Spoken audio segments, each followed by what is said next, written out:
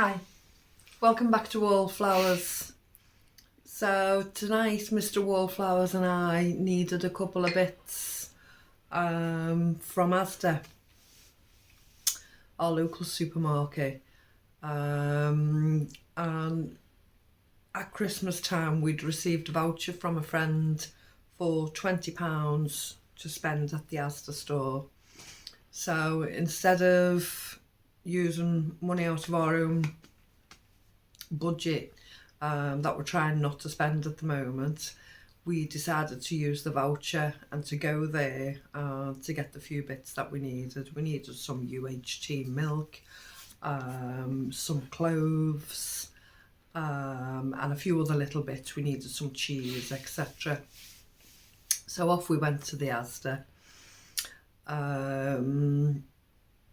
And on the way there, I was telling Mr. Wallflowers about a video Tony from Hair Homestead Skills had done a few days earlier. About 3 days ago, Tony did her video. And she recorded all the prices in the Walmart in Canada, which is where she is. And I was astounded by the prices. They were so expensive. And she did a good video throughout the shop of many different products. So I said to Mr. Wallflowers, I'm going to try and do that for the UK Asda version. Walmart, Asda, they're both the same thing. So I'll have to be a bit covert with the camera again and see how many prices I can record. So I did as many as I could whilst out of the sight of any of the staff. So I've tried to cover as many things as I could, but I was personally quite shocked. I don't tend to shop at the supermarkets very often. There are a few things we need now and again, and Mr. Wallflowers tends to go on his own. I don't normally even go. And the prices I saw today, I wasn't so alarmed at, I wasn't so shocked at. Now, other people might feel I'm wrong here. I don't tend to shop there at all, as I keep saying, because I shop at the Food Initiative and the prices are much different, but I have to take what's there rather than going to a big supermarket and being able to pick and choose between so much variety. So I was able to get things like cheese for £4 today, quite a big block. The coffee I used to buy, still expensive, it's still £6, which I crossed over from that a good 12 months ago, so I haven't noticed the difference in that. So unless the prices have just dropped this week when I conveniently choose to record, I'm not really sure. But I'm surprised that they're not much higher than what they were, because the prices Tony showed in Canada are absolutely through the roof. I've never been to Canada, so I did message her and asked, did she have to pay, like the Americans do, tax at the till on top of those prices? And she didn't. That was the price that she pays. So yeah, I was quite shocked. So anyway, no further ado, let me show you what the prices were within the shops today.